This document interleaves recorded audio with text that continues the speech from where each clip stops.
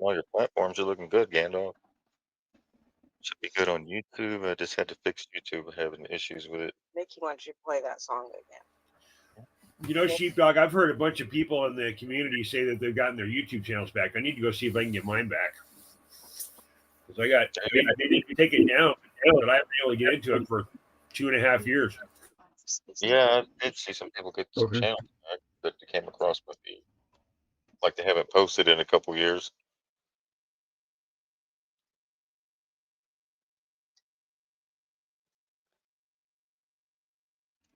Yeah, I checked the remote cameras on our house, and we got a dusting at our place in the mountains yesterday. The Brundage Mountain got 3 inches of snow yesterday. So Neil's to say going back that way when we leave Bama, we'll be us trying to figure out which way we're going. Check that.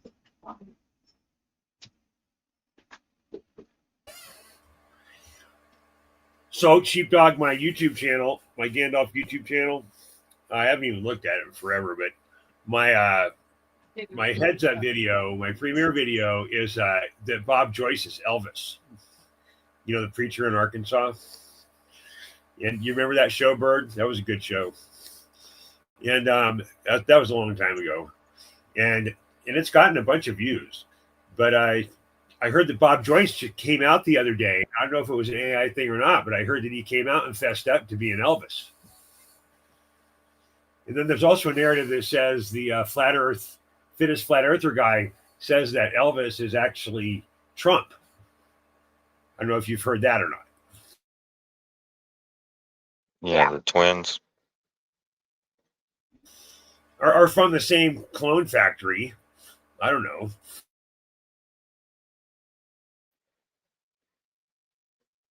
Yeah, it could be Jesse. He's even his plaque at the Cabbage Patch Factory. He does for real. Yeah, he does have a plaque at the Cabbage Patch Factory. On the wall, actually. Yep. Along with some other people. Yeah. At the museum, right? The Cabbage Patch Museum.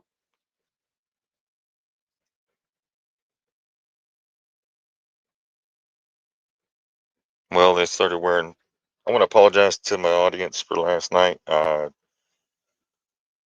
Showed something on the screen I probably shouldn't have showed. It really caused a lot of trauma to some people. Huh?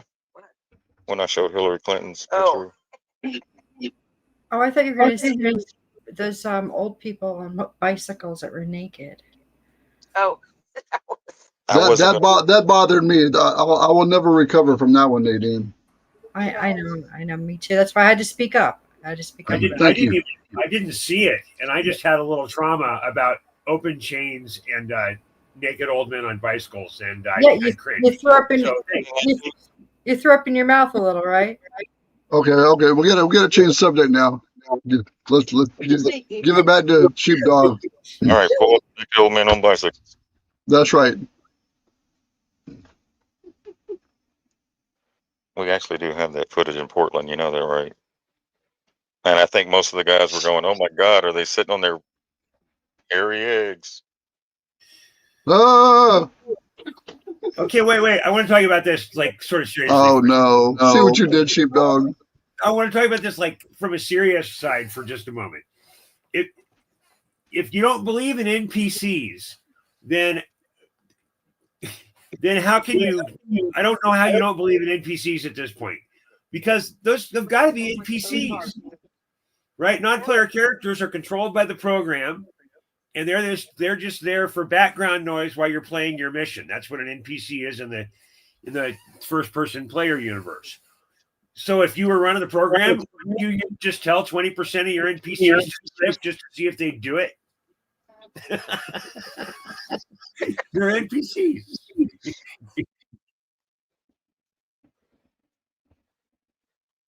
Here, let me pull that up. Here's one of them.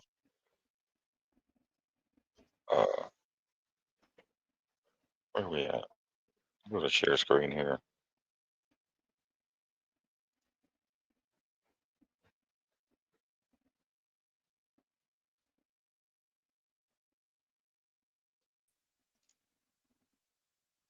There he goes. Here again. That looks like Gandalf.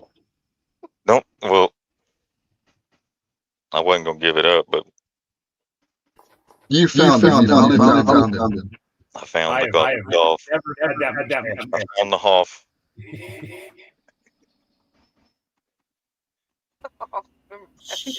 She found out. I need your mic. So you're gonna echo.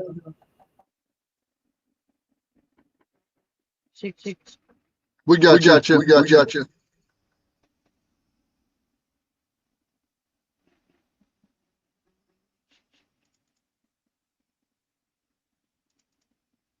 I can't unmute you, dog. Big time echo. There we go. Check. I would ride that bike. We got you now, nice. sheepdog. Mm-hmm.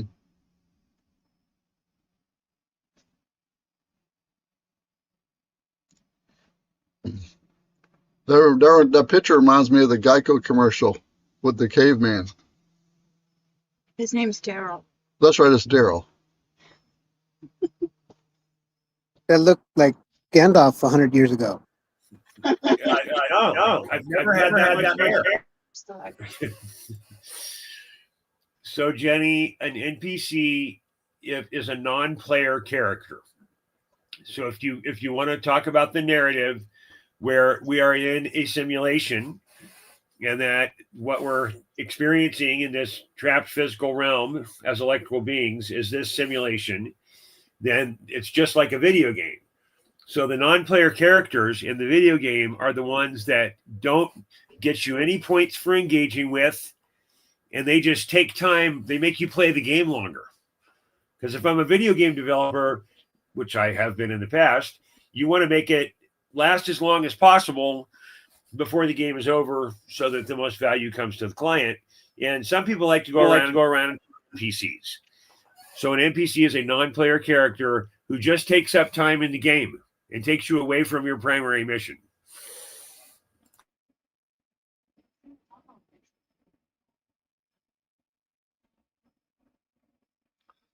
What a good summary there, Gan.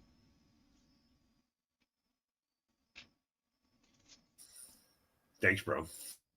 I think you got yourself muted there, sheepdog. We can't hear you.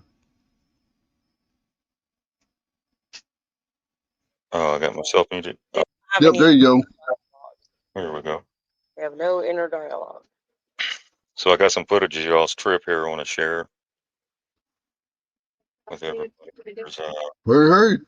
Here's Bird Love and the Hubs. Gotta play a song too. Hmm? Okay, this is why.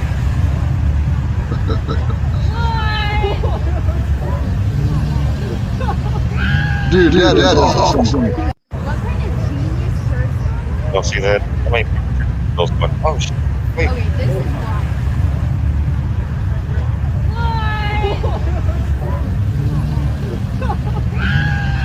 Yo.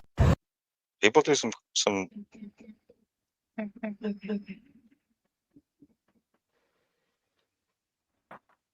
Glad that wasn't split up in trailer. Right.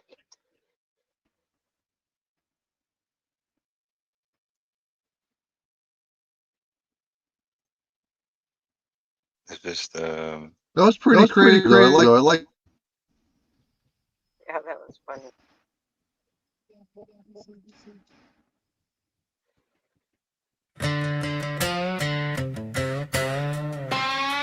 oh, hold on. Is this a song? Yeah, but there was a video. You want me to sit again? I want to mute one mic so you can hear. That's your video.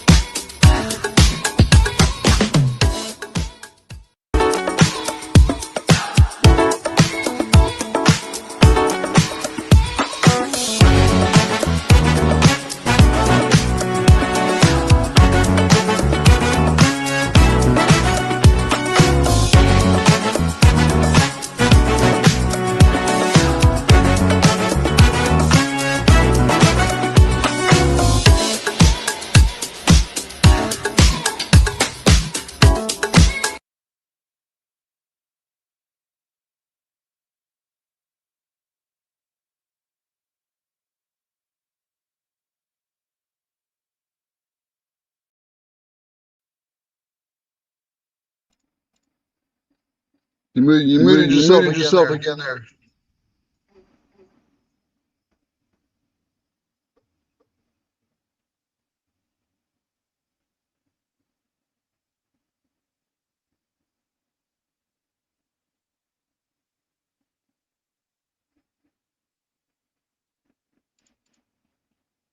There we go. Sorry about that. Gorgeous. And if anybody wants to know, that is I-70 west of Denver.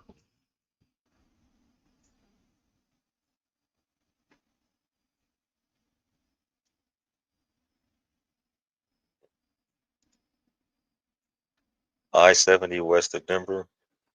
Here's That the is other correct. one. No I snow. think the other one was the same. I think No snow yet, but it's coming.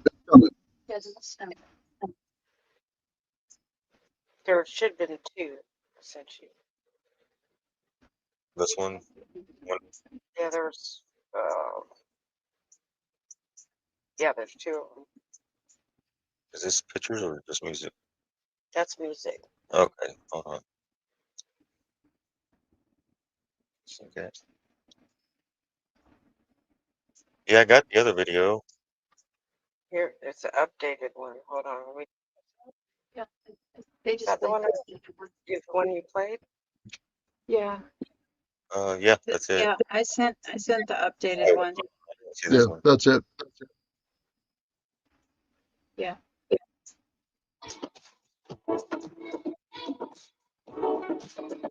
I'm having to check.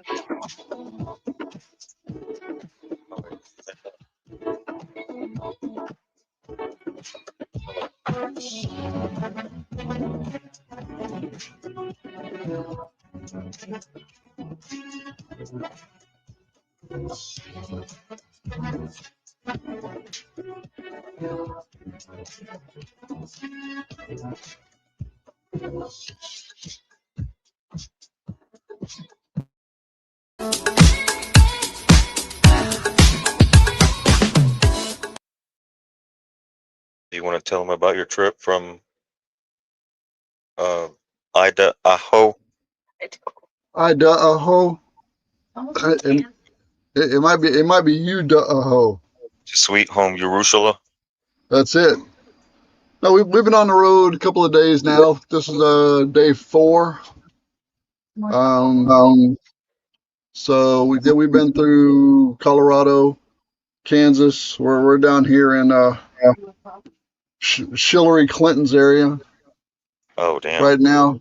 That's Yeah, not good. we're camped out here, and we're actually way off the main road. So I can hear dueling banjos off in the distance.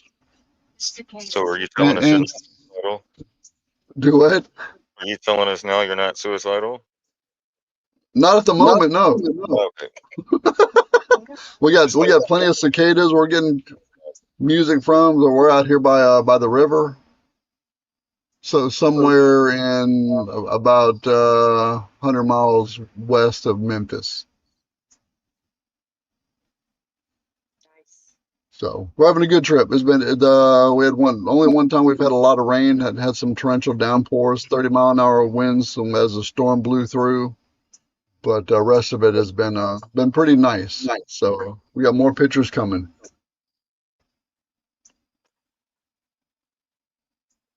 Awesome. And no fishing poles. No fishing poles.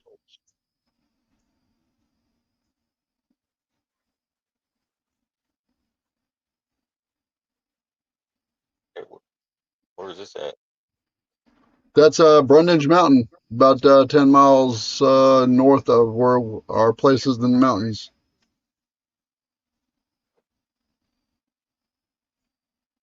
That's what they got last night. Damn, look at that. Them trees are gold.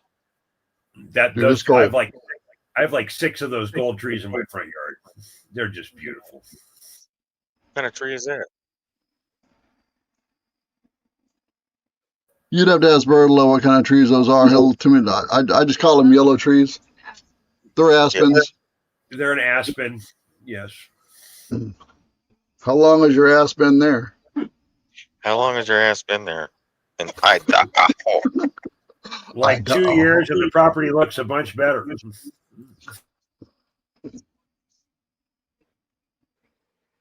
Hunter Biden would have a field day there Yeah.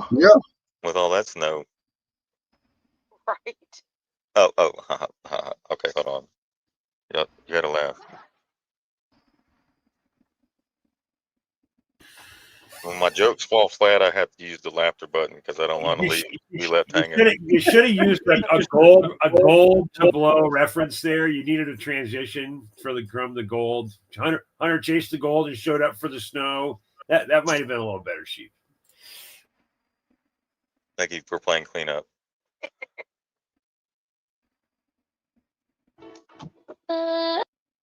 Alone. All right, there you go, Gandalf. You're just mad, Gandalf, because I got you on camera. Dude, I gotta tell you, I would ride the shit out of that trail on that bike. My children made me stop I'm riding. just glad that guy's got shorts on.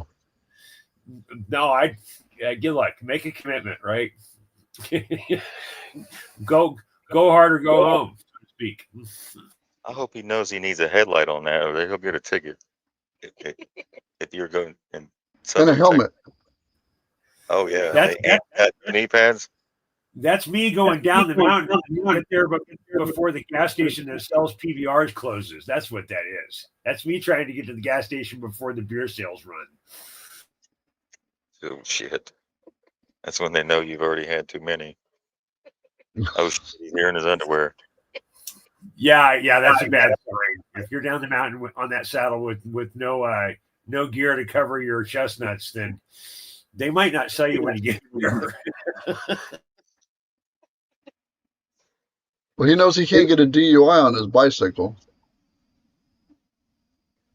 Oh, he gets You can in Colorado. His shorts are way too long. Hey, Don't do you guys don't encourage him cheating. So, real quick, not to interrupt, but do you guys have the chat up on Rumble? I have it on the TV, and I'm not seeing the chat. Do you guys have that on there? real quick. Sheepdog's got that bike figured out. There you go. All right. Oh man, I wish I could keep up and actually have seen that. I can't ever find that bike. And at Donnie7072, yeah, he hits that pothole plenty of times. The pothole is a place you stop on purpose, not one that you hit while moving.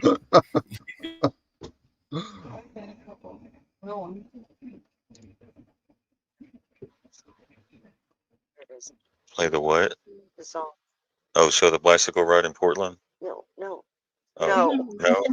No, That was terrible. Y'all didn't see the bicycle ride? No. we did. We saw it like 100 times already. You did it already. No, I didn't play the full 3 minutes though. Oh yeah, you did. The whole, not play the whole. Oh Dude, that's Nadine is scarred. She don't want to see it again. It goes in alignment with tonight's moon. yeah. Good joke. Good one, Sheepdog. You got one in there. No. At first, I was wondering if Gandalf traded his mules in for a mountain bike. No, that was Bird. She did that. No, before you play that song, Sheepdog, let me preface that before you hit the play button. Okay.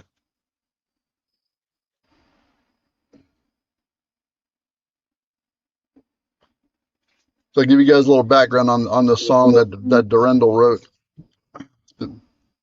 For those that don't know, we're going to Alabama to play in a humongous softball tournament with our three boys and a bunch of men that I've known for 20 plus years that I played softball with. So I wrote this song, which my first one ever, thanks to GLENDIA giving me some hope.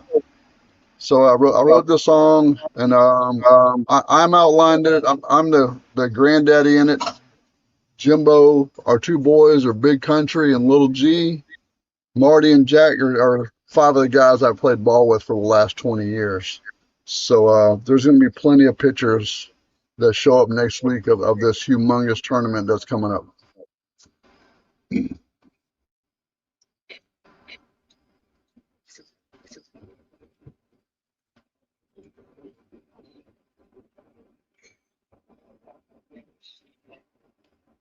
Yeah.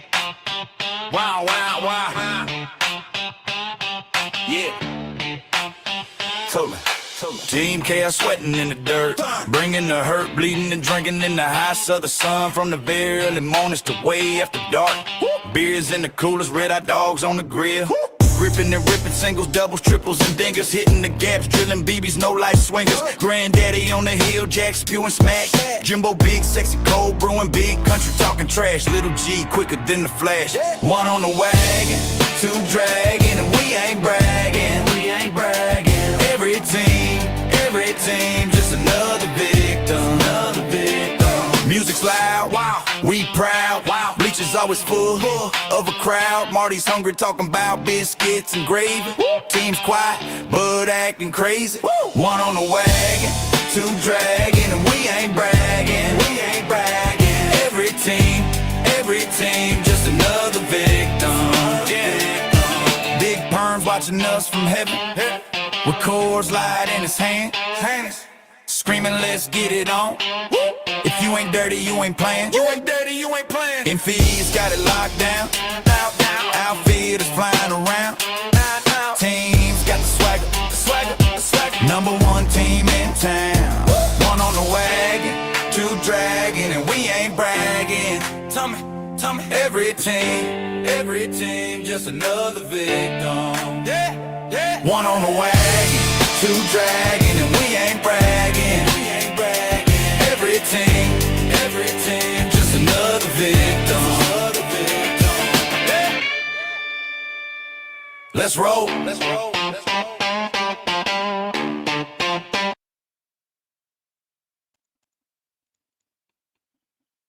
Hey. Oh, no, you're going to play the country version now? All right. This is great.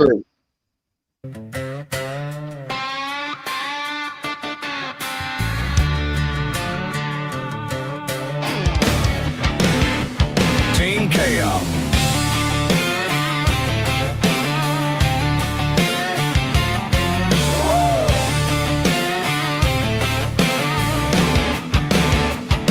Sweating in the dirt, bringing the hurt, bleeding and drinking in the hot southern sun, from the very early mornings to way after dark.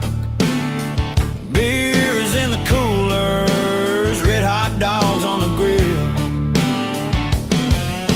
dropping and ripping singles, doubles, triples and dingers, hitting the gaps, drilling BBs, no lie swingers. Granddaddy on the hill, Jack spewing smack. Jimbo big, sexy, cold brewing, big country talking trash. Little G quicker than the flash. One on the wagon, 2 dragging, and we ain't bragging. Every team just another victim.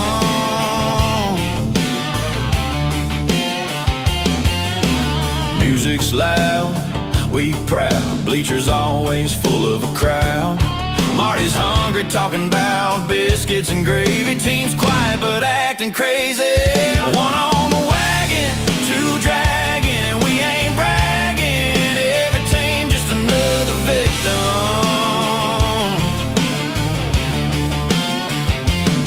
Big perms watching us from heaven, with Coors Light in his hand, screaming, let's get it on. If you ain't dirty, you ain't playing. Infield's got it locked down. Outfielders flying around. Team's got the swagger, number 1 team in town. One on the wagon, 2 dragging, and we ain't bragging. Every team just another victim.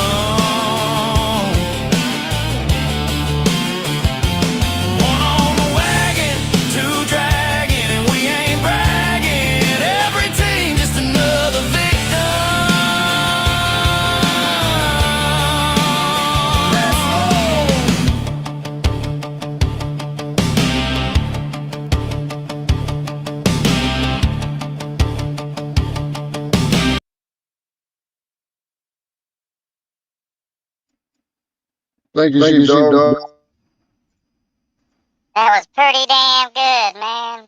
I love it. Who are you, Cartman? Was that Cartman?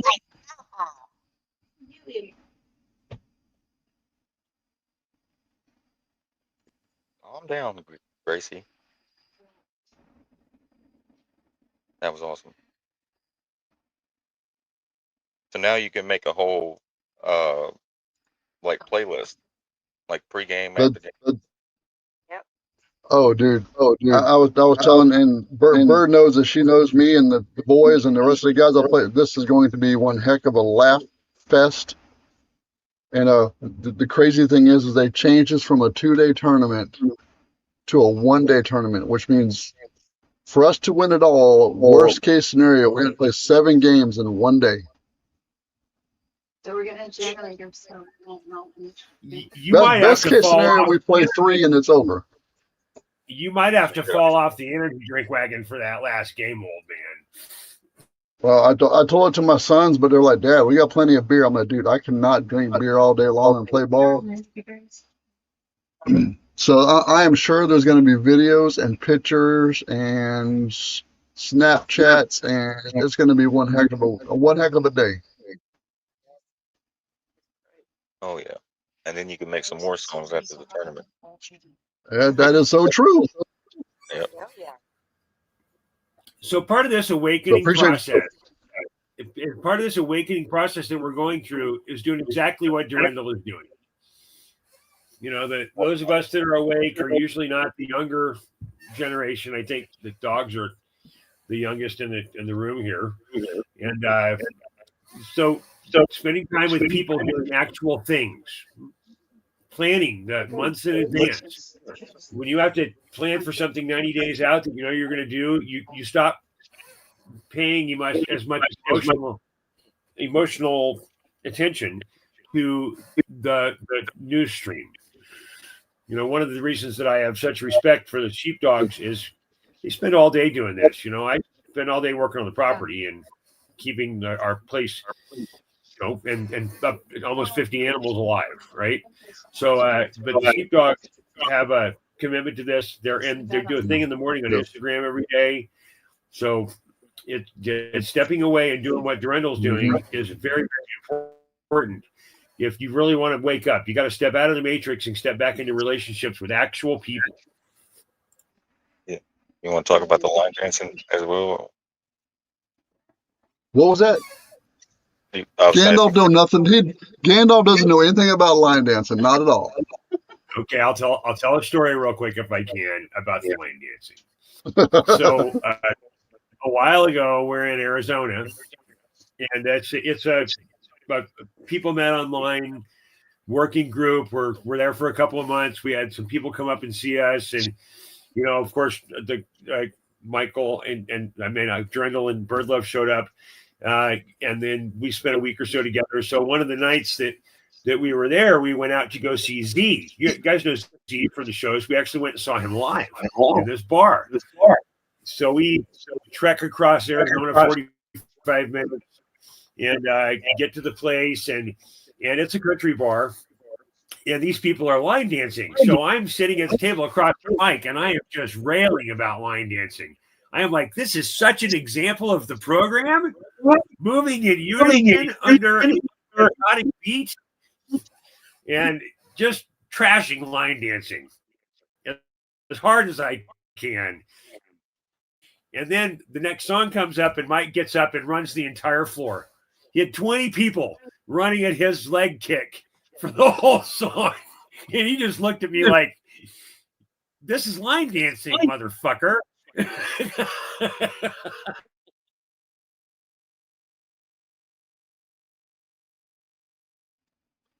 Well, if you guys want to know the song that we were dancing to, or should I say line dancing, look up the Cupid Shuffle, because when that song comes on, you might as well get everybody on the dance floor. And if you don't know how to do it, I'll teach you how to do it.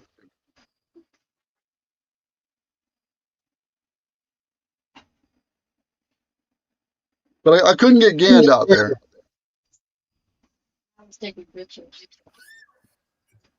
No. I bet you I can get Sheepdog out there. If not Mr. Sheepdog, I bet you I can get Mrs. Sheepdog on the floor.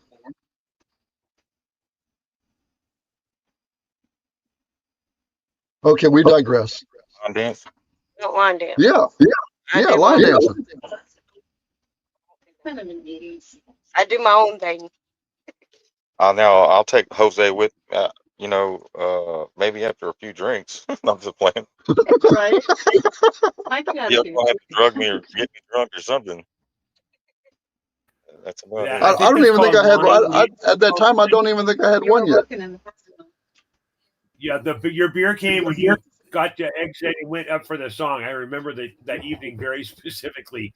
In Sheepdog, they call that line dancing lubricant. That's line dancing lubricant. That's what that is. See, Susie Dodson, 2685, knows exactly what I'm talking about. You get sheep out there, it'd be lion dancing. Yeah. Lion dance.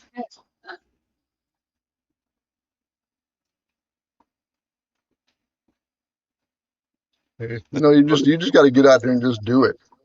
Yeah, there you go. The randomness. Makes you feel good. Just my own thing. And it surprises people. It raises the Yeah, they're line dancing. They're probably all doing that all 6 feet apart. Oh, dang. No, we weren't that far apart, dude. We were right. Small dance. It was a small dance floor. We were hip to hip. Yeah. So line dancing was That's ladies. not restricted during COVID. And I'm gonna tell you a secret to all the men. I learned to do this when I was in my early 20s. Because most men, 95% of men, will not line dance. But if you look out on the dance floor, who's on the dance floor? It is nothing but women, nothing but the female species. So if you want to meet people, get out there in the middle of the whole group. It's a mosh pit. There's only one song that I'll line dance to. All right. There's only one song a sheepdog will line dance to. If you play this song, I'll be out there on the dance floor in 2 seconds. Who let the dogs out? Who let the dogs out? There you go. It's on. Well, we'll have to play it over and over and over again.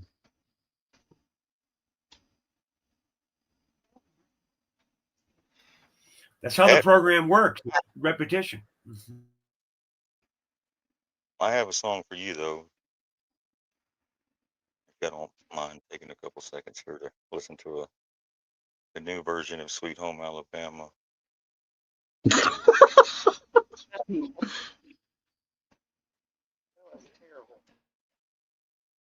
It's Sweet Home Jerusalem. This is the Israeli version of Sweet Home Alabama.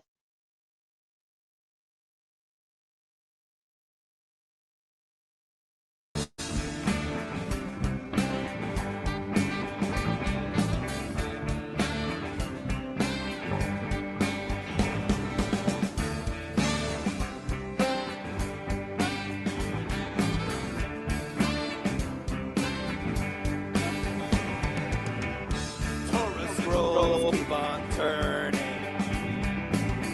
Just 2 days and we are through. Then we start from the beginning. Hashem's holy words begin anew.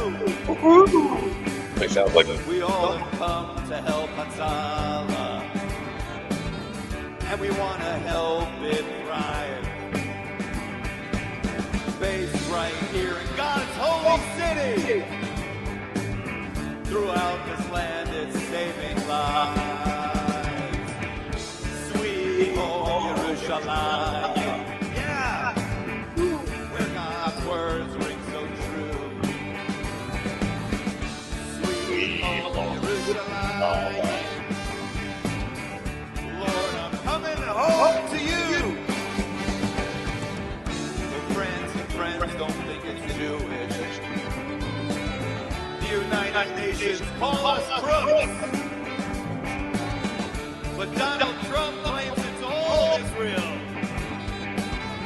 as it says in all the holy books. Yeah! Sweet home Jerusalem, where God's words ring so true. Sweet home. Boy, David, have some competition there. Sweet home Jerusalem. It sounded like that, didn't it? Yeah.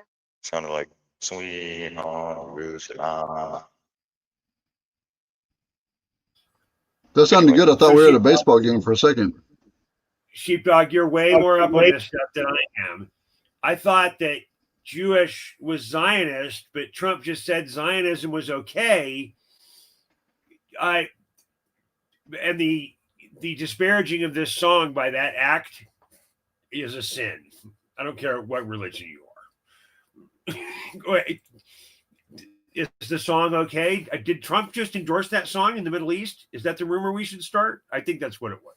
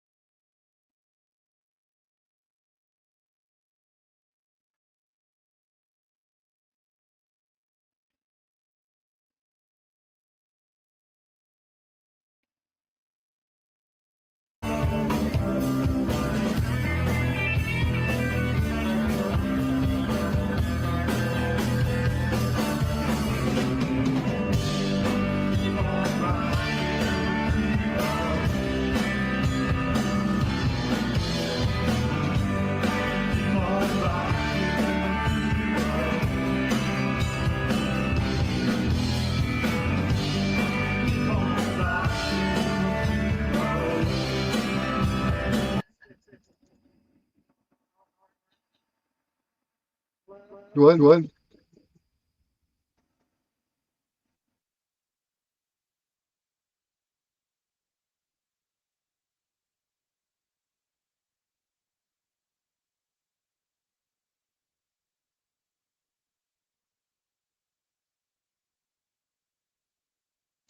You're muted, sheepdog, if you're talking. Dope. Yep, got it.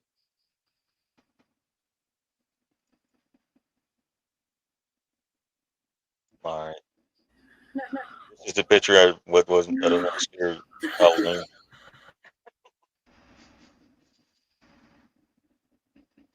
So I hope everyone accepts my apology.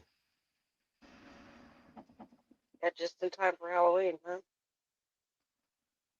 She's back. That's like 12.0. Oh, yeah, right. You see the cheeks on her? See the cheeks? It looked like Laura Loomer with Clinton's mask on.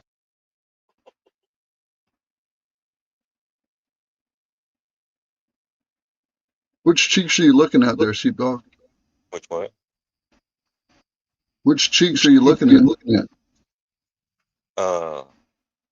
Them cheeks that Hillary Clinton just had on. Her ass and her face looks like identical twins, so it really doesn't matter. That's what they call Zachary disease. Her butt and her face look exactly the same. Zachary. I'm sorry, I've been driving for 9 hours today. I'm a little bit lunatic, but Well, Trump said that Caroline Levitt had machine gun lips. What was his name? Huckabee playing, right? Huh? Huckabee what? That was Huckabee playing, right? Yeah. Right. Kind of like Bill Clinton blowing the saxophone. Oh Remember Lord. that? Yeah, remember that? Remember when Bill Clinton played the saxophone? What was that? No, What TV show was that on? no, I don't remember. It was The that Tonight Show.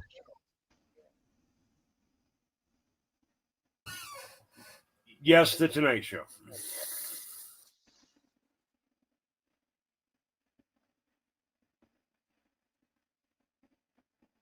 All right, so we're looking at end times prophecy being fulfilled. Some people are saying with the Jared Kushner peace deal that just took place in Israel. Right. The guy that did a good job breaking it down. Is it It's this not for over here. It's one? Right, over there. right. Just like Rod said. It's over there. Hey, Sheep, doesn't that line up with the Clement prophecy that there's supposed to be a huge reveal on Halloween? Huge what? A huge reveal on Halloween. One of the segments of the Kim Clement prophecy, which is a sort of a baseline of reference for our movement, so depending on who you talk to, Kim Clement said that there was going to be a Halloween event that was going to be the big scare event that everyone's been talking about. That was part of his prophecy.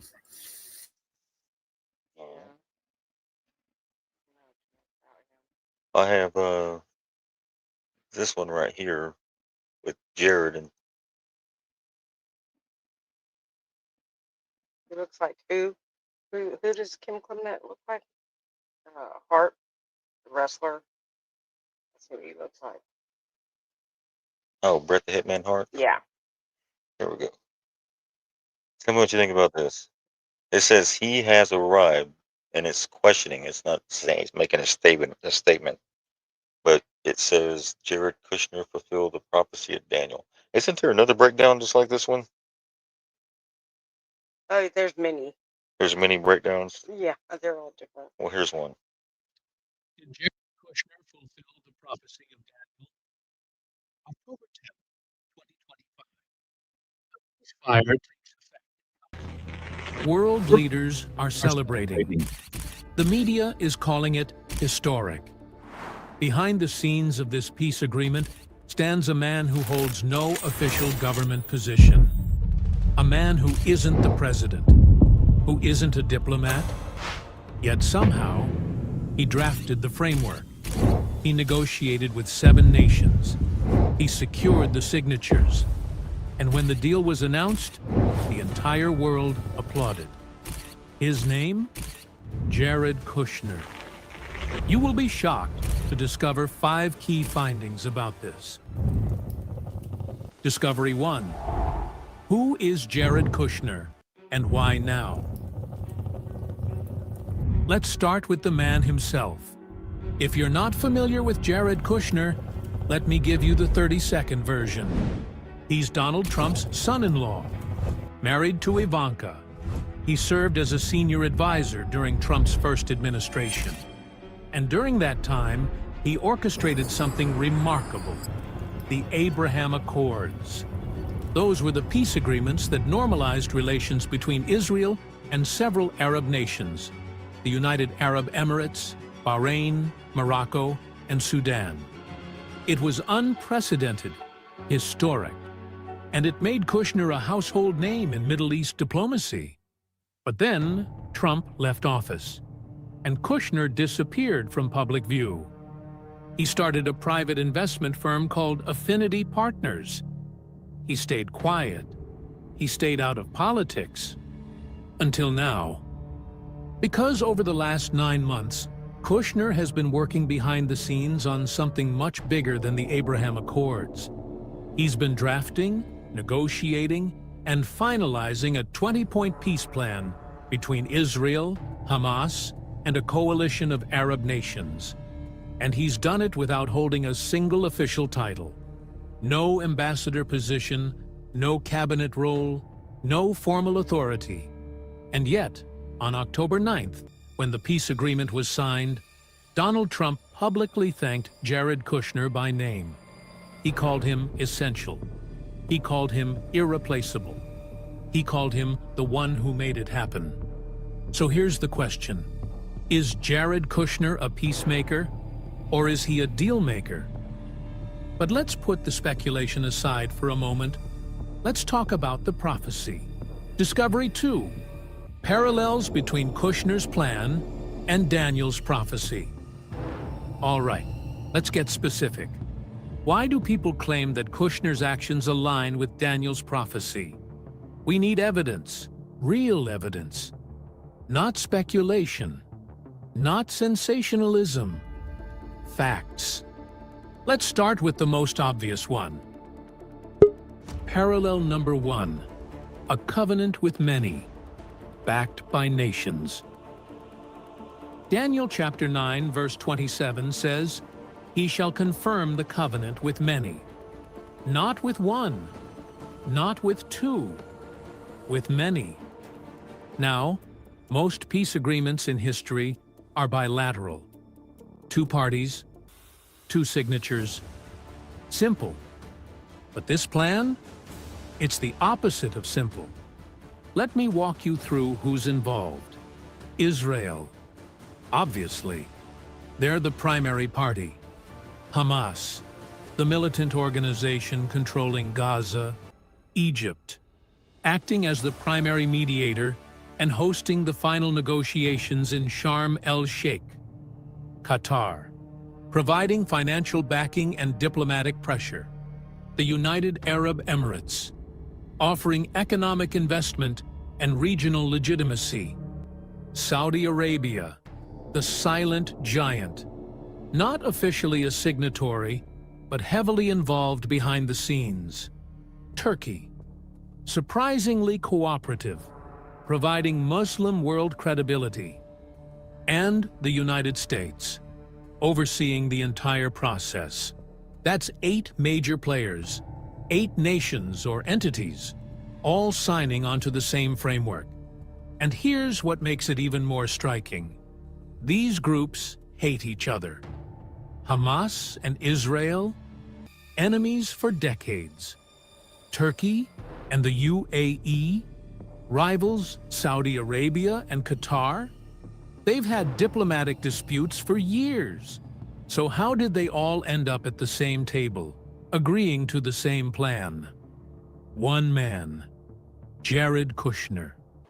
He traveled between capitals. He held private meetings. He made phone calls. He drafted language that everyone could accept.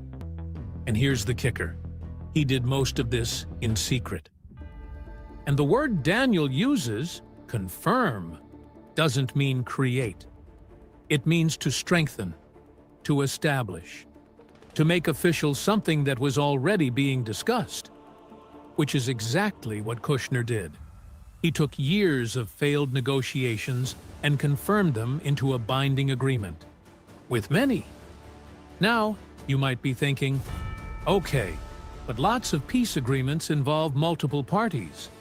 The Paris Peace Accords had multiple nations. The Camp David Accords had mediators. Fair point. But here's what's different. Daniel's prophecy is specifically about a covenant involving Israel, which brings us to the second parallel. Parallel number 2, absence of God, but promise of peace. Now, this one is subtle, but it's critical. Most people, when they hear about a peace plan in the Middle East, assume it's a good thing. Peace is always good, right? But not according to Scripture, because the Bible distinguishes between 2 types of peace. There's the peace of God, the shalom that comes from reconciliation with the Creator, the peace that Jesus offers, the peace that surpasses understanding. And then there's human peace, the peace of treaties, the peace of political compromise, the peace that comes from negotiation, not transformation. And here's the prophetic problem. Human peace in the Bible is almost always a setup for judgment. The Apostle Paul warned about this in 1 Thessalonians chapter 5, verse 3. For when they shall say, peace and safety, then sudden destruction cometh upon them, as travail upon a woman with child, and they shall not escape. Notice the sequence. People declare peace. They feel safe. And then destruction comes suddenly. Not gradually, not predictably, suddenly. So here's the question. What kind of peace is this? It's a purely secular plan, a technocratic solution to a spiritual problem. And that's exactly the kind of peace Paul warned about. Now, let me be clear. I'm not saying Jared Kushner should have written a prayer into a diplomatic agreement. That's not realistic. But here's what I am saying. This peace plan treats the Israeli-Palestinian conflict as if it's just a political dispute, a resource allocation problem, a security challenge. It's not. It's a spiritual conflict over covenant land. And any peace agreement that ignores that reality is building on sand. Discovery 3. The prophecy of Ezekiel. A secure Israel before sudden attack. Now, we need to talk about one of the most detailed and specific prophecies in all of Scripture. The Ezekiel War. This isn't symbolic language. It's not vague prediction. It's a precise, geographically specific, militarily detailed description of a future invasion of Israel. And here's what should make us sit up and pay attention. The conditions for this invasion are being set right now. By this peace plan, by the international agreements, by the framework Jared Kushner just put in place. Let me show you what I mean. Turn to the book of Ezekiel, chapters 38 and 39. This is a 2-chapter prophecy that describes an end-times invasion of Israel. It's so detailed that scholars can identify the nations involved, the motivation for the attack, the timing, the outcome, and most importantly for our discussion today, the condition of Israel when it happens. Here's what Ezekiel 38, verse 8 says, "After many days thou shalt be visited. In the latter years thou shalt come into the land that is brought back from the sword, and is gathered out of many people against the mountains of Israel, which have been always waste. But it is brought forth out of the nations, and they shall dwell safely, all of them." Let me break down what God is saying here. After many days, this is a future event, not something happening in Ezekiel's time. In the latter years, this is end times prophecy. The land that is brought back from the sword, Israel has been through war. This describes post-conflict Israel. Gathered out of many people, the Jewish people have returned from diaspora, from many nations. They shall dwell safely. And this is the key phrase. This is the trigger. The invasion happens when Israel is dwelling safely, securely, without fear. Now look at verse 11. "And thou shalt say, I will go up to the land of unwalled villages. I will go to them that are at rest, that dwell safely, all of them dwelling without walls, and having neither bars nor gates." Israel is described as living in unwalled villages, dwelling at rest, living without bars or gates. This is a picture of a nation that feels completely secure, protected, at peace. And that's when the invasion comes. Now, here's where it gets specific, because Ezekiel doesn't just describe the attack, he names the attackers. Look at Ezekiel 38, verses 2 through 6. "Son of man, set thy face against Gog, the land of Magog, the chief prince of Meshech and Tubal, and prophesy against him, and say, Thus saith the Lord God, Behold, I am against thee, O Gog, the chief prince of Meshech and Tubal.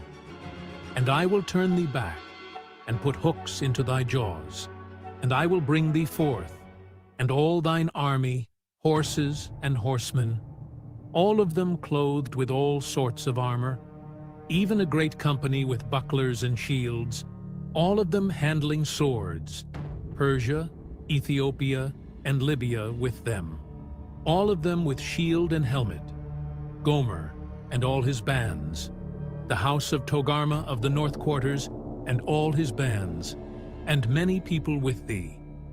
Now, those are ancient names, but scholars have traced them to modern nations, Gog and Magog. Most identify this as Russia, the leader from the far north. Meshech and Tubal, ancient regions in what is now Turkey. Persia. This is explicitly Iran. Persia is the ancient name for modern-day Iran. Ethiopia and Libya, North African nations. Gomer, ancient regions that are now part of Turkey and Eastern Europe. Togarma, also identified as part of modern Turkey. So let's list the coalition. Russia, the leader. Iran, explicitly named. Turkey, mentioned multiple times.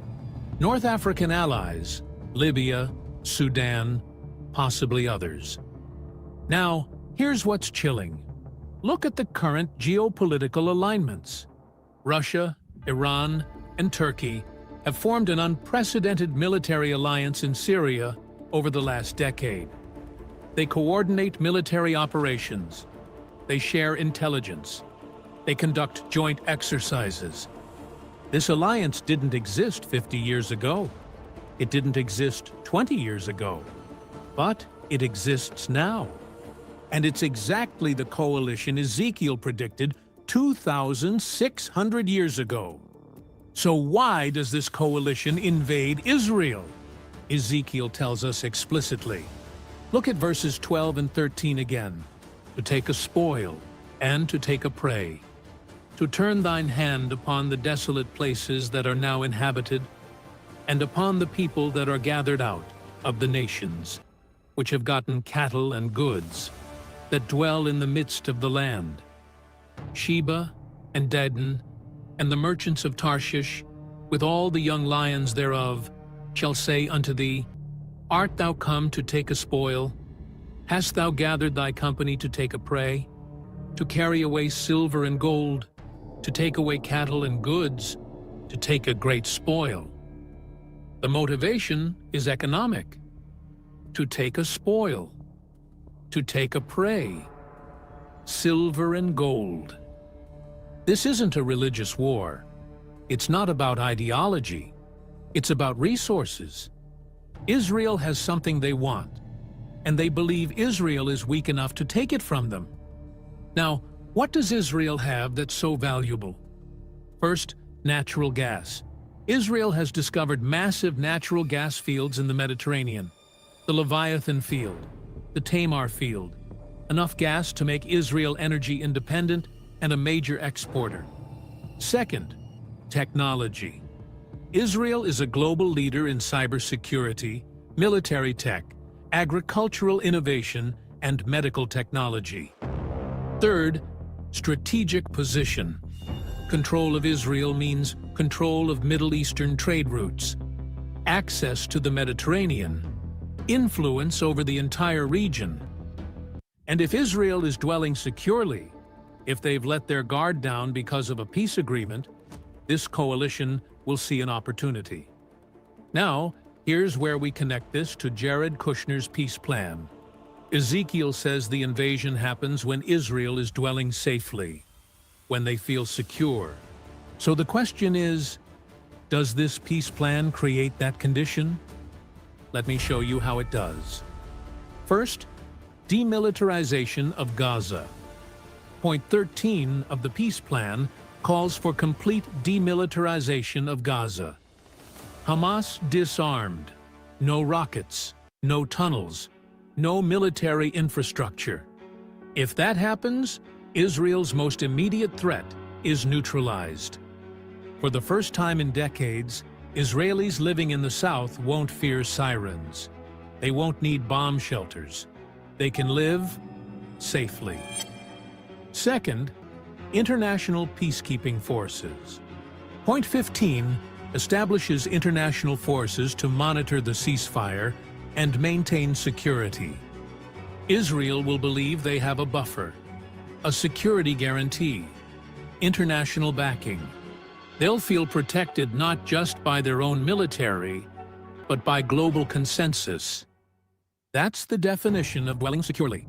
Third, economic prosperity. Points 10 and 11 promise economic development in Gaza and the surrounding region. When economies are growing, when investment is flowing, When prosperity is increasing, people feel safe. They stop preparing for war. They start planning for the future. They dwell safely. Fourth, normalized relations with Arab nations. This peace plan involves multiple Arab states: Egypt, Qatar, UAE, Saudi Arabia. If Israel has peace agreements with its neighbors, if trade is flowing, if diplomatic relations are strong, Israel feels secure. Ezekiel specifically mentions that Israel will be living in unwalled villages. That's a metaphor for a nation that no longer feels the need for constant defense. And that's exactly the condition this peace plan is designed to create. The timing. Is this setting up the Ezekiel war? So here's the critical question. Are we watching the setup for the Ezekiel war right now? Let me give you 3 prophetic indicators that suggest the answer might be yes. Indicator number 1. The coalition is already formed. Russia, Iran, and Turkey are already working together. This isn't speculation. It's documented reality. Indicator number 2. The motivation is clear. Indicator number 3. Israel is moving toward false security. If this peace plan succeeds, even temporarily, Israel will let its guard down. They'll reduce military readiness. They'll focus on economic growth. They'll believe the international community has their back. And that's when they're most vulnerable. Ezekiel says God will put hooks in the jaws of Gog. That means God will lure this coalition into attacking. And the lure? A secure, prosperous Israel that looks like easy prey. The prophetic sequence during the invasion. Now, let's talk about what Ezekiel says happens during this invasion, because the outcome is just as important as the setup. Look at Ezekiel 38, verses 18 through 23. And it shall come to pass at the same time, when Gog shall come against the land of Israel, saith the Lord God, that my fury shall come up in my face. For in my jealousy and in the fire of my wrath have I spoken.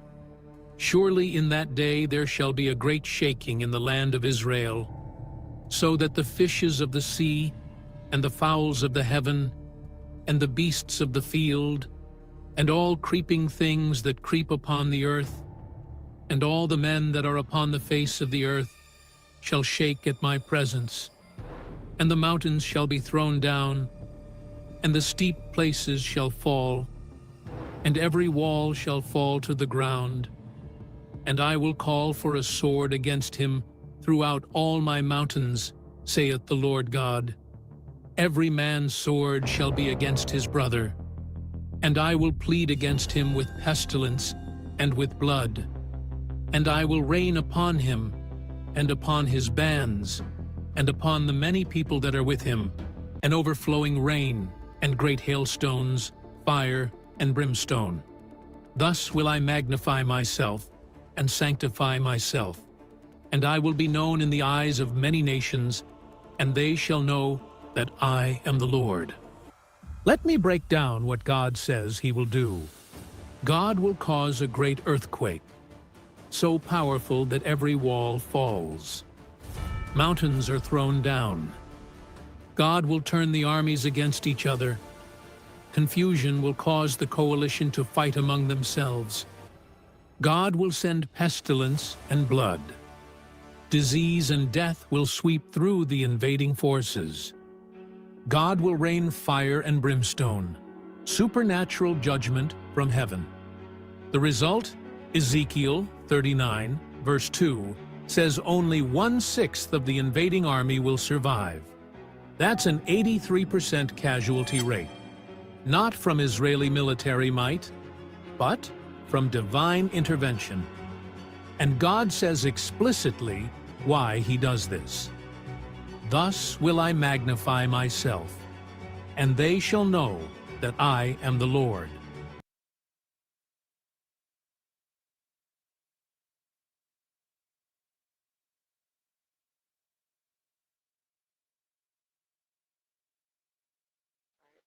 They're putting it out again. And the script is the scriptures. Right. Hey, Sheepdog, can I respond to that? Oh yeah. So I sent you a link in the private chat to an AI video that I made a couple of days ago. It tells a story of the 7 sages. Will you play that? And then I want to spend 90 seconds describing what you're seeing after we play it. This is based on the Dead Sea Scrolls, the Aquarian text. You had it right there.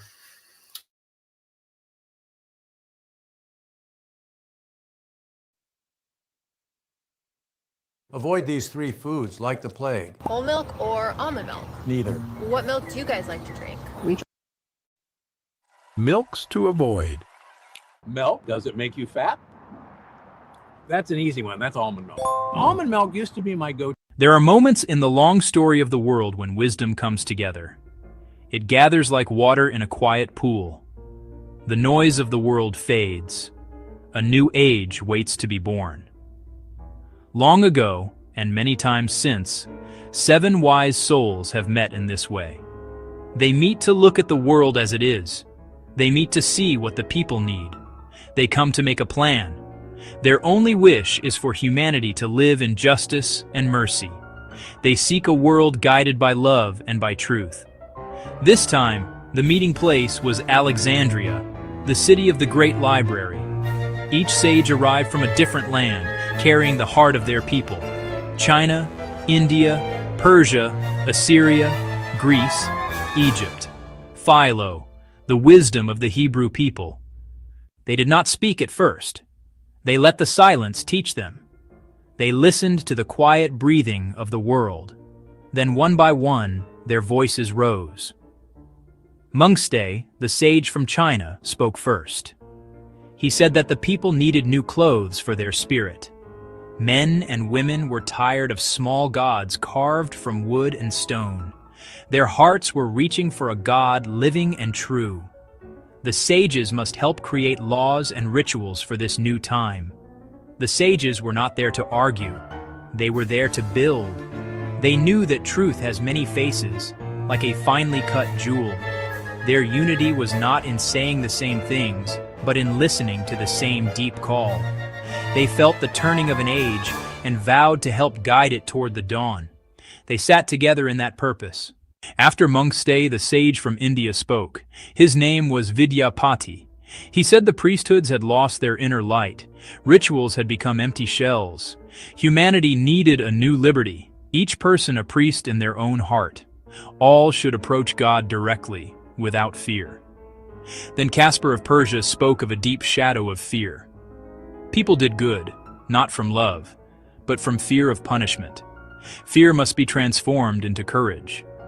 When a greater truth rises, the land will shine with new light. Goodness should flow from love and willing service. Ashbina of Assyria spoke of doubt that plagued his people. They needed a faith sure and steady, a light within the soul. Apollo lamented too many small gods and the conflicts they bred. He pleaded for a higher thought, one God above all lesser lights. And Matheno said a new sun was rising to reveal all hidden things. After they spoke, a great stillness filled the room. In that silence, the Logos appeared, not to the eyes, but known in the soul. They opened the book of life, a vision of time itself. They looked into the future of the human race and its coming need. They would craft 7 great truths, the 7 postulates. Like pillars, they would found a church not of stone, but of hearts. Each sage would give one postulate, drawn from their people, meant for all. The first postulate came from Mengste of China, the source of all things. All that we see, all that we are, begins in thought. Life is thought in action. God is the one great thought. From the smallest flower to the grandest galaxy, a divine idea made real. This teaches that the mind is a creative force shaping our world. Vidyapati wrote the second postulate, building on the first. Eternal thought has 2 sides, power and wisdom. When they breathe together, A third is born, love. The triune God, Father, Mother, and their child, love. And before the one stand 7 spirits, creative attributes. Caspar gave the third. Each person begins as a pure thought in God. To grow, the soul descended to earth and took on flesh. In descent, we lost harmony and chose out of tune with the divine. Evil is not a rival power, it is disharmony of our own making. Ashbina wrote the fourth. The seed needs the dark soil to grow, so the soul entered this denser world to unfold in due time. Growth is natural and gradual, not a sudden miracle. The key to this growth is purity, in thought, word, and deed. Apollo gave the fifth. The soul returns to light in a chariot drawn by 4 white steeds. Will, faith, helpfulness, and the strongest, love. Will moves us to begin. Faith keeps us on the way. Helpfulness lifts others as we go. Love leads and orders all the rest, the true compass to the divine. Matheno wrote the sixth. God sent universal love to earth in human form, the Christ. When we win the battles over fear, selfishness, anger, and base desires, Christ is born within. Philo gave the seventh. The purpose of creation is the perfect human, body, mind, and soul refined to spirit. When transformation completes, the earthly drama ends, and the soul stands triumphant. In solemn rite, they blessed the teacher to bear these truths, Jesus, and crowned him with the lotus. With one voice they said, Amen. He affirmed the 7 as the hilltops and foundation stones of a new city of the Spirit. The path ahead would be difficult, but he surrendered to the holy breath. He would not build the final church, but a model, a seed for the age. He chose 12 from low estate to embody 12 immortal thoughts. He foresaw scorn, binding, judgment, even death, yet was unafraid. You cannot kill the truth. The model would survive. The model was a school for the soul in the present age. In time, a universal church would stand on 7 postulates. No walls, no creed, but love. His work was to plant the seed. The great tree would come. This ancient story speaks to us now. Listen for wisdom in the quiet of your own heart. Build on simple truths. Grow like a seed planted on this earth. Choose courage over fear, helpfulness over self, love over all. Then the gates will open, and a new dawn will break for all peoples, tribes, and tongues.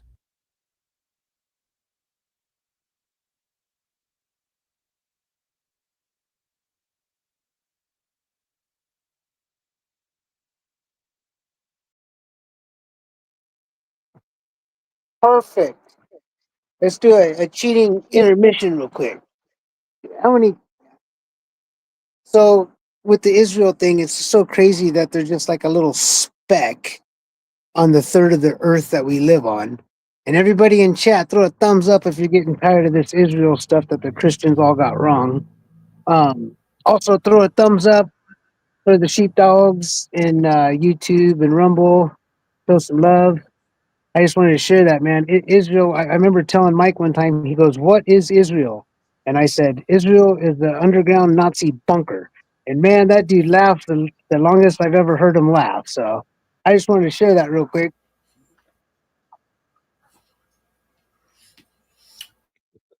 It's true. I mean, that's why they have to play it out. Keep because going, brother. It will never end, right? They'll just keep looking for the Antichrist. They'll keep looking for this, keep looking for that. So they have to It's play like it out. the Homer Simpson's episode where he tells everybody the end times is here, and then they all go out there and they wait for it, and then nothing happens. And Yeah, then they throw tomatoes at them. Yeah, I know it has to be all played out, and that's cool. But man, I'm telling you right now, I'm not upset and I'm not mad. You know what I mean? Gen X, I don't care if you poisoned me all my life and did things to me. Just stop. You know what I mean? But no, we got to still talk about Israel and stuff. But boy, I sure can't wait till that Israel's behind us, because that let me try to be nice. I'm just tired of the Israel and hearing to save it for last and everything. It's like, well, yeah, I guess we're at the end because they're last, right? But Israel wasn't a piece of land. It was when Jacob transformed himself into Israel. That's It's what. the higher state of consciousness. That's kind of what Gandalf's video was played this last. Yeah. People rising up often because he did the number 7. Mm-hmm. Then the number 12 would be the Like 7 chakras. Mhm. Yeah. So there's Speaking. another narrative that exists here, and it's called the Bereshit prophecy. It's this is the spelling right here. The Bereshit prophecy. I tried to go look for a video. It's gone. That was like an 18-minute recap of the Bereshit prophecy. There's a 2-minute version, which you can probably find on YouTube if you want to play it, Sheepdog. But the Bereshit prophecy is sort of the triangulation of this, because the Bereshit prophecy is super duper specific about dates. And the Bereshit prophecy says the time is right now. Right now. So, I've only spent the last, 5 years researching reset dates, what happened, just so I know that, I just like know when it's happening. Look, I'm prepared. As prepared as I can be. I'd like 5 more tons of hay, but I would always like 5 more tons of hay. I have big animals. So the timing piece is what everyone always comes to. When is it going to happen? When are we going to see what or whatever? But there was a comment in the chat a while back of when are we going to see this? And my answer to that is we are seeing it, but you just have to be of the right frequency to be able to recognize it. I mean, am I off base calling that to task? Discernment is probably your sharpest weapon in the maelstrom of news that's happening right now. Right now, we are in a historical period.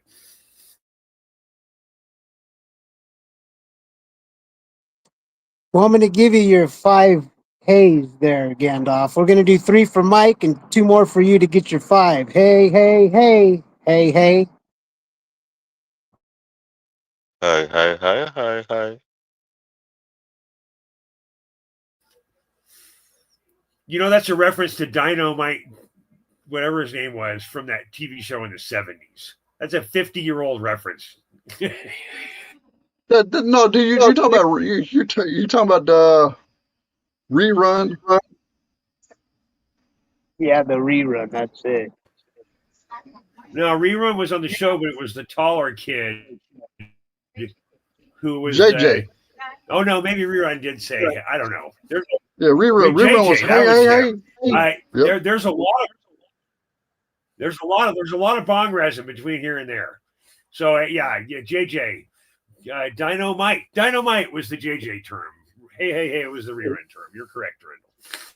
See, on Amos 8:11, which is 88, it says, when I will send a famine throughout the land, not a famine of food or thirst for water, but rather a famine of hearing the word of the Lord. Not being able to hear. Right. It says, do not store up, right? Oh, Right. so It says people will stagger from sea to sea. They'll So you run want back me- and forth searching for a message. so we stored up all this dog food for nothing? Right. Yeah, basically. That's on Amos. Okay, 8:11. so look, this is a migration issue.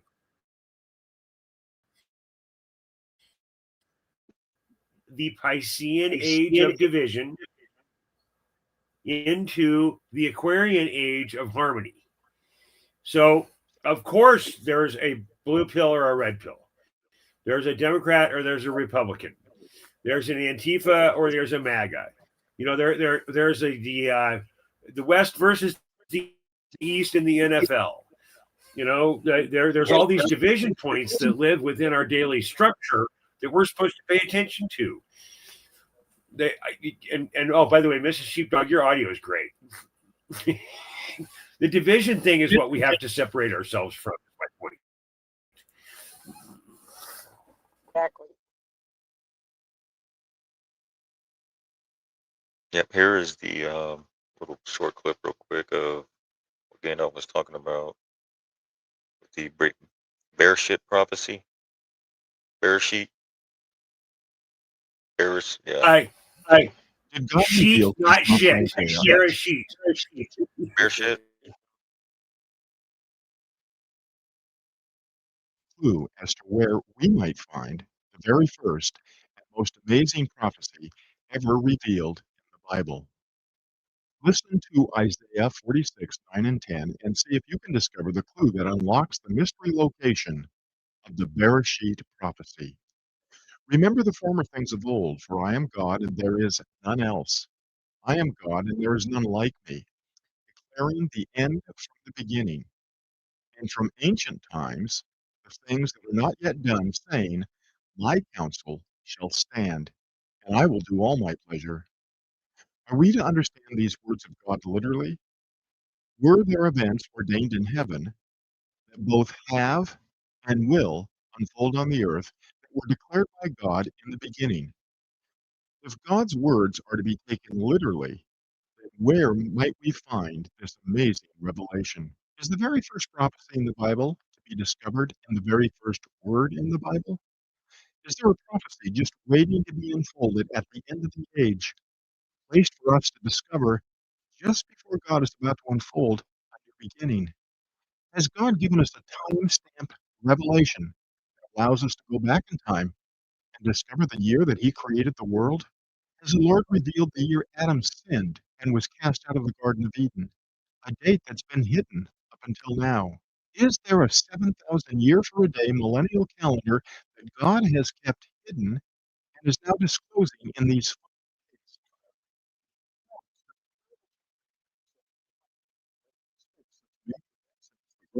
and the second coming of Christ? Has God revealed the end in the beginning, literally? Has the year of the end of the present heaven and earth been unsealed and disclosed in the very first word in the Bible? To watch the free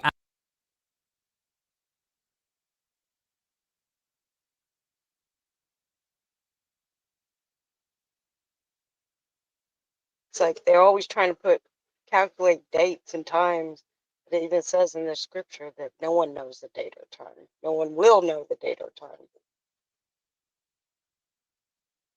But if you believe in the Tartaria thing, they said that already took place then too. So Yeah, we don't even know when fall is coming anymore. Or what year it is. There's another component here, which is the calendar, right? So that I've seen. Well, I haven't seen. I don't do Instagram, but I've heard you guys have been talking in the morning some about this calendrical thing. If we go back to a 13-month calendar, there is a day of Jubilee that is supposed to happen at the end of every year. We're supposed to have 13 evenly numbered months, and then there's a day of Jubilee. And on the day of Jubilee, society resets. So the Bereshit prophecy is assuming that some of us are still adhering to the Jubilee calendar, and the Jubilee calendar is a day of reflection, debt forgiveness, and reassignment of mission. I can go into the Ethnopic Bible and the 777 books that we were initially given, in the 11 revisions, which were 11 timelines from the time of Enoch. But people start turning their brains off when I start talking about that stuff.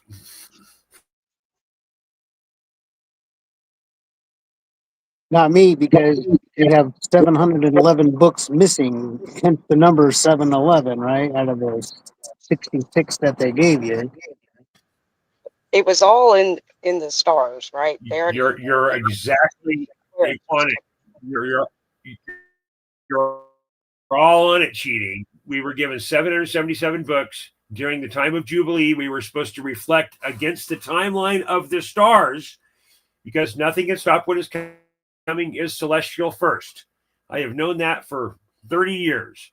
So that the celestial engagement, every year on the day of Jubilee, you were supposed to integrate your knowledge of the previous year with the 11 versions of the Bible, because there were 777 books, and there were 11 different versions of the same text, coming to those prime, vibrant numbers, 7, 7, and 11. So that every year you looked at the stars and you said it's time to look at the books, and the things that were in the text that had not happened the year before, you just disavowed that text. So what was supposed to happen by the end of the age, which is when we are in now, I would beseech everyone listening to go research the Bereshit prophecy. It'll take about 5 hours, take a couple of days. It's pretty heavy stuff.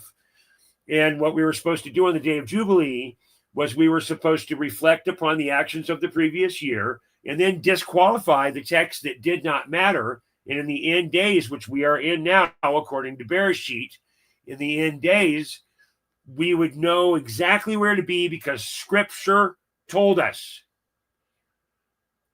But the only thing that we know now is that we know where we're supposed to be because Scripture told us, and that is the 66-book canon, which the Council of Nicaea cemented in 1542.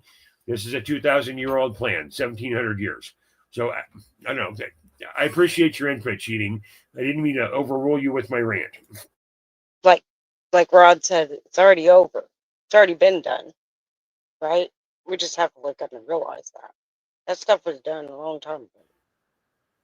There's a Does that mean we're all central casting?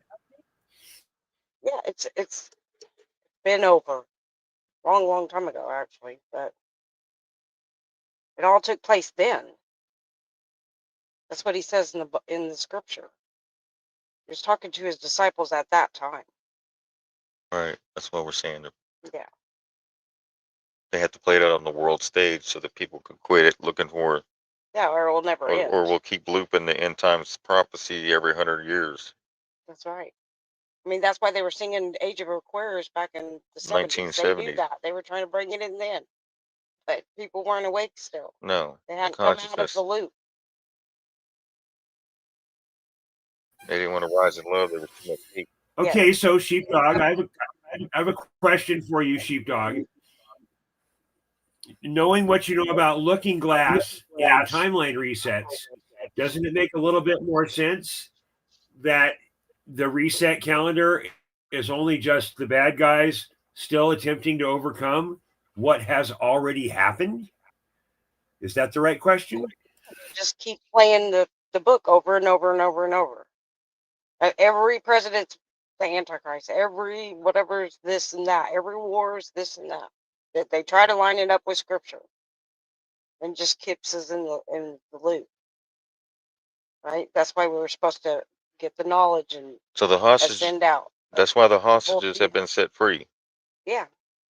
That wasn't. Goes with, if you think they had people really were hostages, no, that was so. That's I've never seen such crisis act. They're pretty good crisis actors, but if you look at it symbolically, some spiritually, so to speak, it's almost like freeing people. Yeah. See, it's the end of the old, right? So you're looking at the CK event, the old, the boomers, the yeah, they're just playing it all out on the world. yeah, because look at the move on with our lives.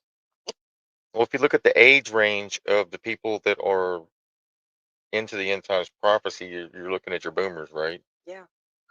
And so the Schofield Bible. And the Schofield Bible, so that's what they're playing out on the world stage, I guess. Yeah, well, actually, all the different, the Quran, all of that, all has that, because it's supposed to when the religion ends, so they have to play it out. All of it aligned with it. The Quran, all of them the coming. Bhagavad Gita, Yeah, all of them are coming. Yeah, it's got to. Yeah. No matter what prophecy, Hobie prophecy, you can look at any. So, like I was saying, this is the end of an age, the Piscean, the age of a division. Unity is when you bring the left brain, right brain together, right? Within yourself. That's when we get out of the loop. Right. That's the cue. The loop out, arc off, out of that loop. That's what the cue is. And plus, it gave us time to grow with some wisdom and knowledge and truth, you know? Yes. Yeah. Exactly. That's what was needed. So that when you seen something falling away, you're already on the foundation. Exactly. You're already there, ascending, and you're helping others. It's like when they did that collider thing with CERN. in 2012. You know, that was supposed to be like the old end of the old world, and here we are. What 13 years later? We've learned a lot. That's when everyone started waking up, really. Some before that, but it's just been slow. But Yeah, well, because go ahead, Miss Sheepdog. I'm sorry. yeah, You're good. Go ahead. Well, just like what was I going to say? Yeah, when you talk about Looking Glass, they were supposed to pull out Obama on his second term, but they saw a civil war, so they're like, nope, we got to let it run through here again. You know, 4 year delay. Yeah, they have the predictabilities and the numbers, just like they can predict, like they predicted the Astros winning the World Series 2 years before they even did Yep, on Sports Illustrated because of the analytics that's right.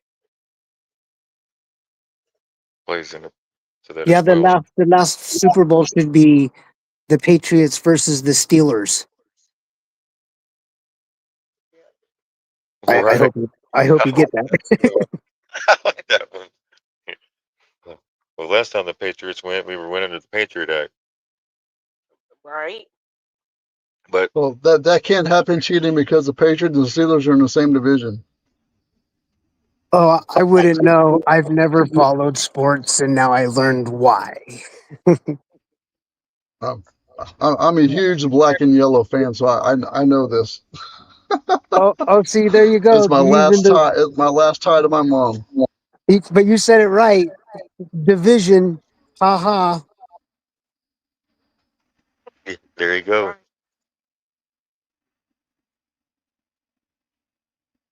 Yeah. So for it to stop, the truth had to come out, right?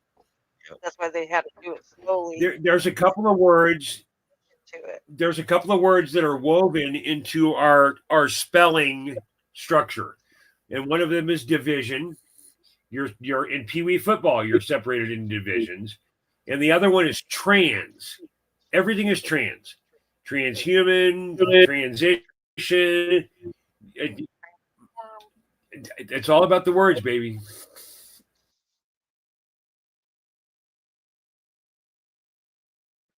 So a balanced state between the left and right hemispheres occurs when they come into conjunction or unison and harmony with one another, and the masculine and feminine don't dominate over the other, but are in the alchemical wedding, the marriage between the sacred masculine and the sacred feminine. The neocortex acts in its proper role as the executive command center over the whole brain complex and is not fractured by imbalance and impeded of higher order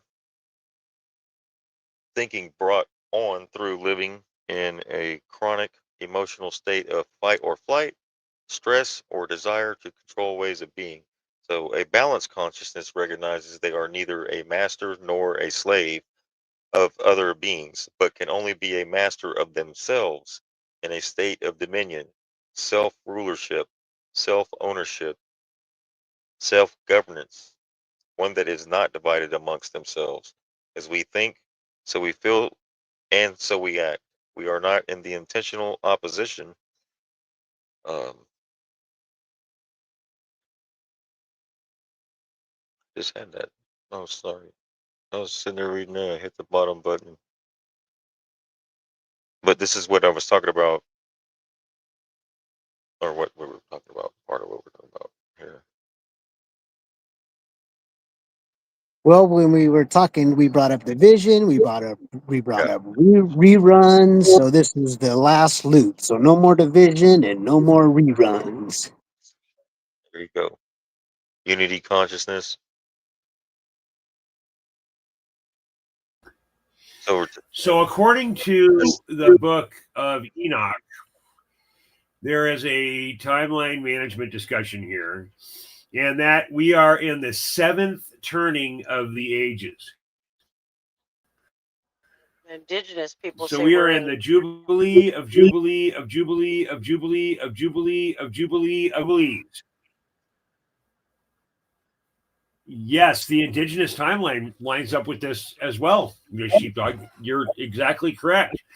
And the indigenous version of this is the gathering of the four winds, by the way. So that, but they are eerily the same. So if you look in the apocryphal scriptures, the Dead Sea Scrolls, you'll find that what we're supposed to be in is the seventh turning, which is the holiest of turnings, and that is, Summer, I've been on top of this 5G engagement for spiritual control for about 5 years now to 8 years. So I agree with you completely. So that my point is that in every previous turning of the age, there has been a huge rinsing of the realm.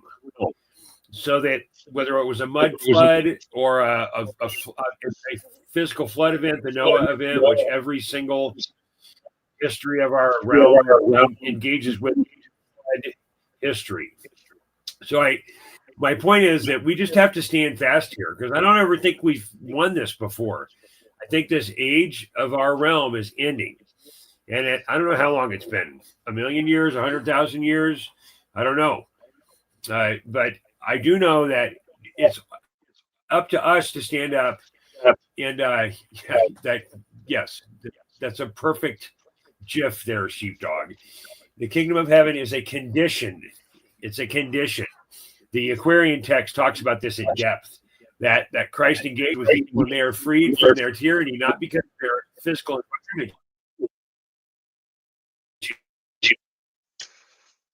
changes, but because they have engaged graphic, brother. Yeah, because you mentioned 7 and 8 is the last loop. 8's infinity, So basically, get ready for ascension after this. That's for sure. The 8 is the loop, right? Q said the ending is not for everyone, cheating. No, I know that. I'm glad I'm not everyone. It's not. Only the ones that talk like us who are actually ascending and learning and focused on this instead of other stupid stuff. You know what I mean? That's it's definitely not for everyone. And you know what? I'm sorry to say this, but some of the everyone's are hybrids and synthetics and NPCs. Yeah, they're not going to make it. But, they were never meant to be here in the first place. I mean, I could say bless their souls, but some of them don't have any souls. So, yeah, not for everyone. That's for sure. It's for me. I'm ready. We're going to be shocked. We're absolutely going to be shocked as much as we know. We're still going to have a little shock treatment coming towards us because some things that we are going to learn are going to shock you. But you know what? That's why be brave and be strong, and we'll be good. But yeah, I agree with you. It's definitely not for everyone. I wouldn't want to know nothing and hear the stuff that we've heard. That they're going to definitely be shocked. Well, I love this show we've done tonight because the Clement prophecy said that it was going to happen on Halloween. And there was going to be the same thing that Q talks about, which is a flash event. Mike Penny and I used to talk about this all the time. That after the flash day, we were both going to shoot 60 on the golf course and drive 500 miles an hour on the racetrack. And but we had to be prepared for it. And it's going to be these who we are those. To quote some very old scripture, will stand fast so that we may be a rally point for those who have strayed. That's from an old version of the Talmud that I can't remember that starts with a J. Anyway, that there's a lot of text out there, and it's our ability to absorb the right stuff so that we can stand tall and be a rally point. That's really, I think, what we're called to do here, and we are doing. I'm so proud of this team. The best. That's why I named my. I'm sorry, man. Go ahead.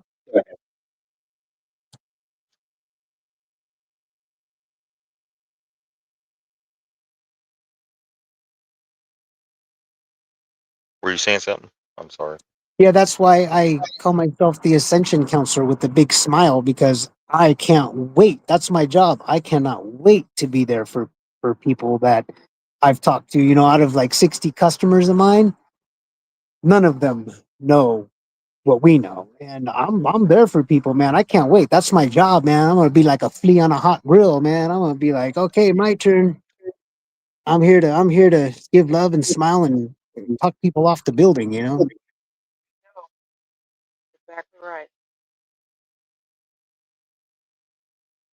Here's a little.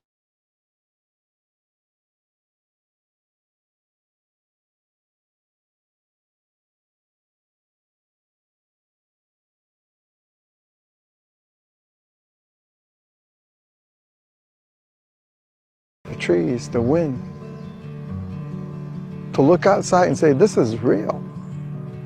This is real. Without this, you can't live. That's when your true religion starts, because we're intertwined together. You know, we need them as much as, you know, they need us. But with respect, we work together, we help each other. So I just say that to the people out there.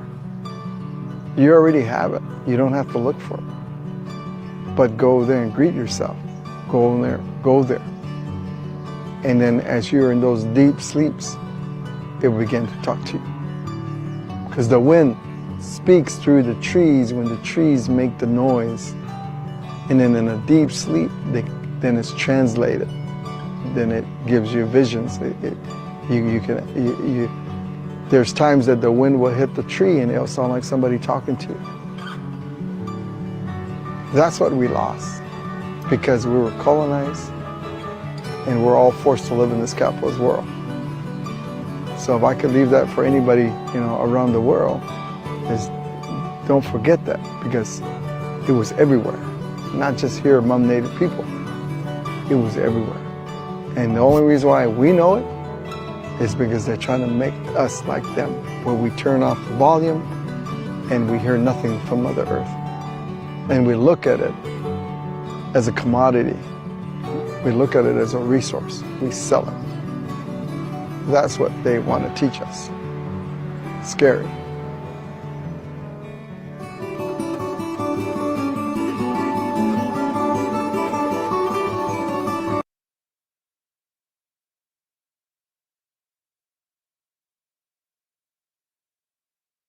There will be those who have been deceiving the people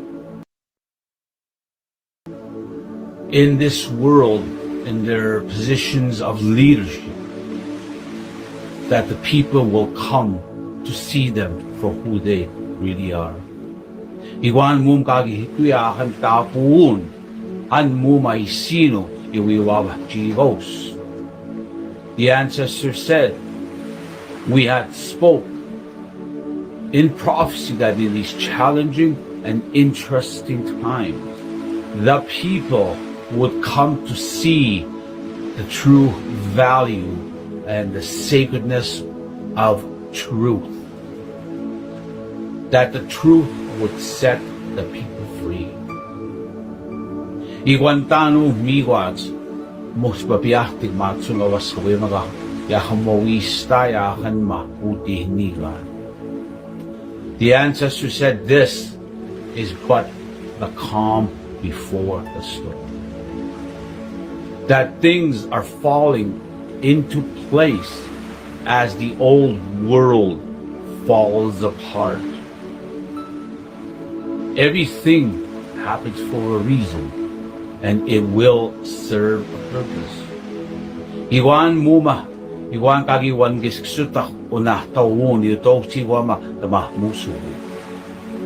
And for those who forgot to do the work, or chose to not to do the work, to find their emotional, mental, physical, and spiritual balance in life, will now come to understand consequences for that. Wigunigo mastiga getus kataka matsuno wigutan migo wistoa yakam wawi hita the wichika wawistoa the wisinoa kanuktikski the masweet.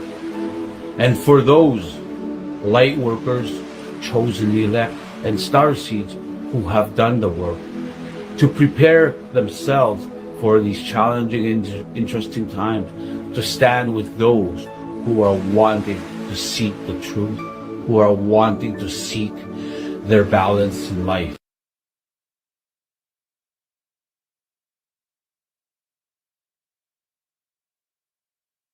That's Gerald Auger from Canada on TikTok. He goes over a lot of good stuff.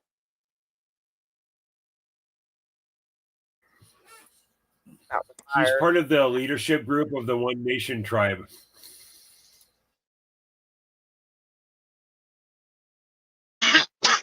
Yep. Internal, Excuse right? me. Not external. Everything in like they said, most of that stuff they already knew. Yeah. Right? They already knew all that stuff. They came over there with the Bible, and they're like, "We already know that stuff," and y'all, but they were saying it different, right? Right. Mm-hmm. They already knew who the peacemaker They was. knew the great peacemaker. Yes. Yeah, I just want to say real quick too, to hello to everybody, hello family. And the thing is, we started off, thinking we're doing this for ourselves, but as I grow, I realize, everybody should sit on their throne, if you will, and pat yourselves on the back and think we're doing this for others because we were the chosen strong ones with a backbone who can handle this. So instead of saying, I can't get through to my husband or he's this or my NPC girlfriend, it's like we are built to carry things through. So instead of us, because I do it sometimes, saying, hey, man, nothing's happening, like we used to say, but things are happening. And to take a deep breath and say, you know what? I don't really want to even worry anymore because I'm the one who's going to carry things through. So everybody just, really be thankful that we're strong and think of yourselves as gods. You know what I mean? You're going to, if you will, we're going to carry things through, and they needed us. Okay. We were chosen. They needed us to bring through, say, the new world, whatever, but we were selected and we're strong, and no more little pity parties, man. Like my husband this, my wife that. We're the ones that are sitting back in a golden chair waiting for our jobs have just begun. You know what I'm saying? When things go through, that's when we get to work. We've did our little studying and learning and researching, and some of us 30 years, some of us 8 years, but put a big smile on your face, man, and I'm proud of everybody for never giving up, Absolutely. There you Thank go. you. Never give up, never back down. That's right. Got to keep it moving. It says, let your light shine before men so they may glorify our Father in heaven. That's right. And it's not just for us, right? This is for The Holy Grail is who? You.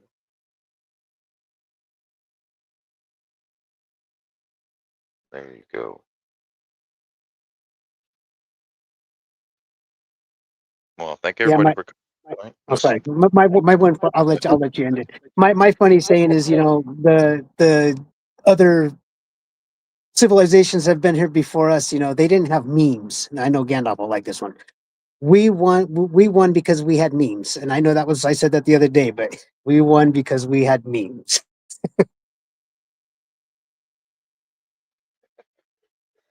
And then memes carry knowledge and some of it symbolism. Right. Right. That's what they did. Like they're like little leaflets, little seeds that you just throw out there in the digital world. Like the holograms they wrote on the walls, right? Yeah. They were like memes. They were memeing on. She's saying they were memeing on with the holograph. The They were holographs. telling the stories. It's like, don't be mean to me. You hurt my feelings. Don't be mean to me.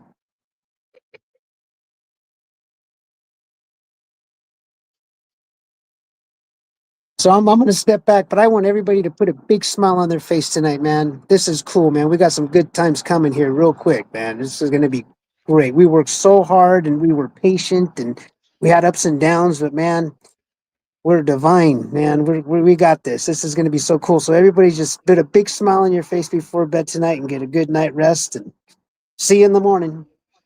Yep. See you in the chat. We're going to be up bright and early and getting that hot tea or coffee, whatever it is you Thank you, drink. Cheating. Thank you for joining us tonight, Cheating. Maybe a smoothie. Yep. Yeah, have a fun night, everybody.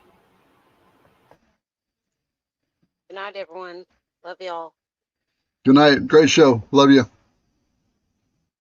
Love and light. Drive safe.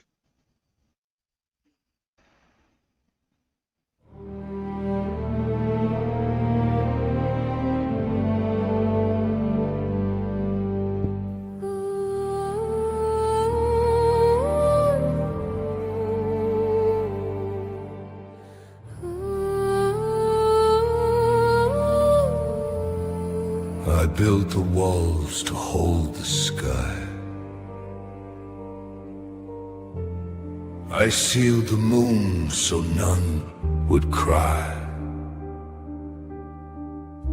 I watched the ages burn and fade, and buried truth in light and shade. You buried stars that longed to speak. You taught the strong that they were weak. But silence is a fading flame, and I remember every name. You fear the truth, I seek the light, you guard the dark, I rise in flight. but in this clash of old and new, We both remember what is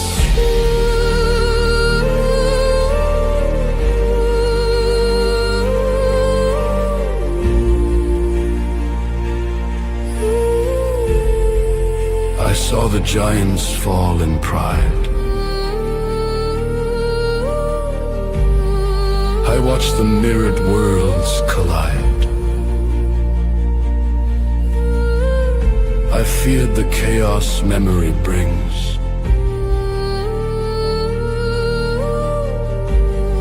So I chose silence over wings. But wings were meant to touch the stars, not fall beneath forgotten scars. The past is not a chain or curse, it is the soil from which we burst. You fear the truth, I seek the light, you guard the dark, I rise in flight. but in this clash of old and new, We both remember what is true.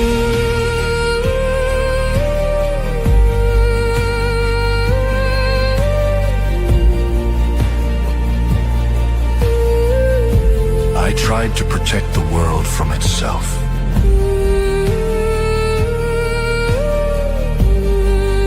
And I came to remind it who it was.